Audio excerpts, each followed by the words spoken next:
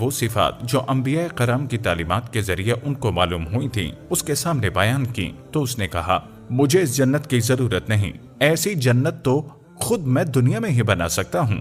چنانچہ اس نے اپنے افسروں میں سے 100 معتبر افراد کو بلایا، ہر ایک کو 1000 آدمیوں پر مقرر کیا اور تعمیر کے سلسلے میں ان سب کو اپنا نقطہ نظر اور پسند سمجھا دی۔ اس کے بعد پوری دنیا میں اس کام کے ماہرین کو عدن بھجوانے کا حکم دیا۔ علاوہ ازیں اپنے قلمروں میں سب حکمرانوں کو یہ حکم دیا کہ سونے چاندی کی کانوں سے اینٹیں بنوا کر بھیجیں اور کوہ عدن کے متصل ایک مربع شہر جنت جو 10 کوس چوڑا اور 10 کوس لمبا ہو بنانے کا حکم دیا۔ اس کی بنیادیں اتنی گہری کھدوائیں کہ پانی کے قریب پہنچا دیں۔ پھر ان بنیادوں کو سنگ سلیمانی سے بھروا دیا۔ جب بنیادیں بھر کر زمین کے برابر ہو گئیں تو ان پر سونے چاندی کی اینٹوں کی دیواریں چنوا دی گئیں۔ ان دیواروں کی بلندی اس زمانے کے گز کے حساب سے 100 گز مقرر کی گئی۔ جب سورج